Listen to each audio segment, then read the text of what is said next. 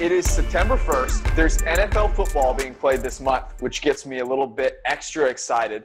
Also, ranking cornerbacks gets a lot of people excited. Sam Monson ranked his top 25. And the question is, who is the next great cornerback going to be, Steve?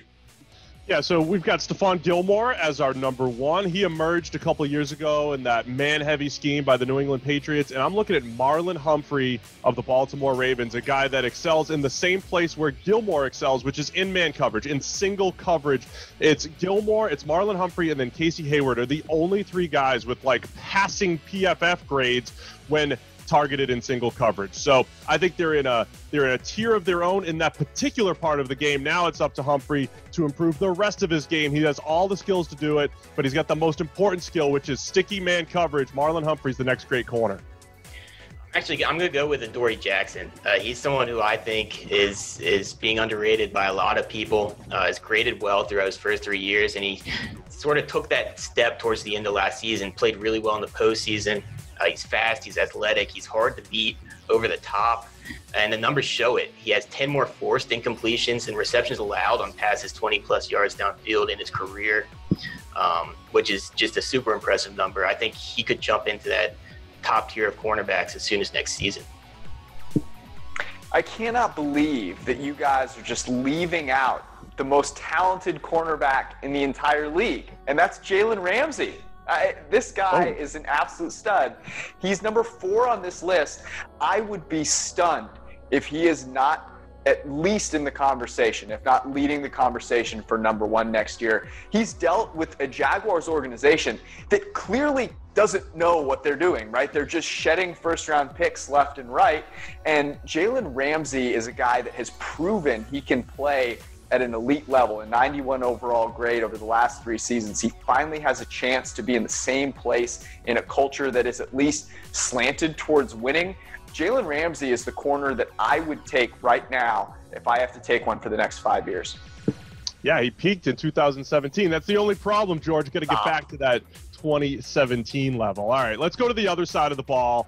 The New York Jets came into this year with plenty of question marks on offense, and now injuries left and right, bad reports from camp when it comes to the offense. Guys, is this the worst offense in the NFL? I think there's a decent chance that it is when you look at what they have on offense, but I also think there's some upside to them. The other team I think can push them for the worst offense is Washington. You look at what they have, it was limited to begin with, and they lose Kelvin Harmon. They released Darius Geis. They have Terry McLaurin, obviously, who's great, but I think it's a rough situation for Dwayne Haskins there in Washington. So I think things could go downhill for them. Terry McLaurin is worlds better than any playmaker the Jets have sniffed at over the past few seasons. The depth. Depth is hurting. Look, you just need one guy to make some plays. I was looking at this. I was trying to find a worse offense on paper, and the only one that to me came sort of close was the Carolina Panthers with Teddy Bridgewater, who I am not sold on, who now goes to a very new environment, doesn't have the Sean Payton New Orleans Saints infrastructure. But at least they have some playmakers there. And the Jets, to me, everything is just barren. I do think they have a really good shot at being, if not the worst team, the worst offense in the NFL.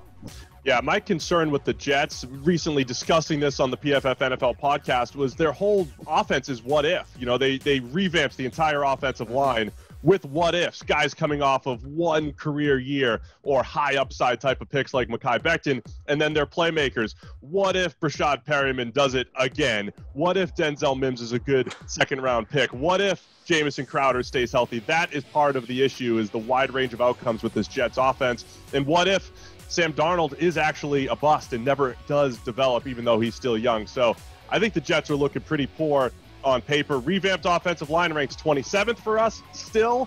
Revamped receiving core ranking 30th for us. Sam Darnold's massive question marks, not loving the way the Jets offense is looking. You guys all left out Chris Herndon, the fantasy football darling.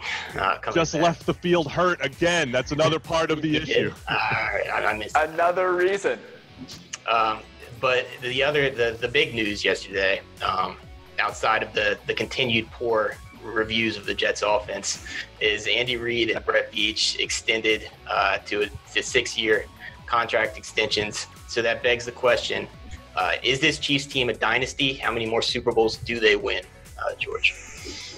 Man, I've always thought in football that the dynasty comes down to two people. It's the head coach and the quarterback. And there's no duo that is better than this duo right here. So while they might go throwing money away on the defensive line, as long as they have Andy Reid and Patrick Mahomes in their current spots, they should be the favorite to win the Super Bowl each and every year. They might not win another one because football is just that way, but they should be the favorites. And to me, they are a dynasty because they are at the top of the league every time the league starts up again with those two guys at the helm. Yeah, I'm with you, George. They have the right pieces, obviously, and as the Patriots were going through this, I think people were saying, well, it's difficult to do in the salary cap era, but every era of football has pretty much had this, whether it's the 80s 49ers or the 90s Cowboys. It's easy to see the Chiefs being that team that at least wins 3 total Super Bowls, 2 more with Patrick Mahomes, with Andy Reid.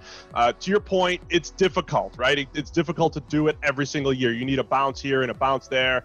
Even last year, the Niners had them on the ropes. They were 1 or 2 plays away. So it's not an easy thing, but they're certainly most equipped.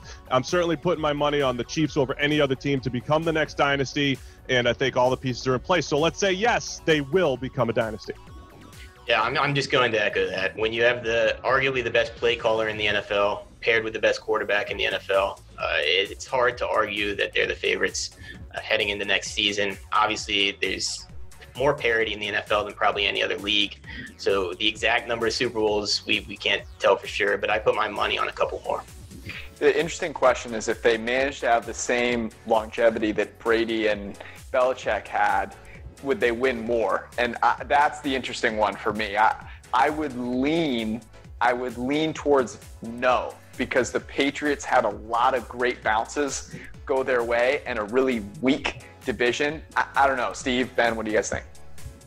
I mean, I would lean no. I think the Patriots one's interesting. They're a couple bounces away from only having 3 or 4. They're a couple bounces away from having 9. And again, I think that just shows how much you're actually, hey, it's the truth. They were leading in every single one, right? All 9 of them. So the biggest thing is the year-to-year consistency in getting there.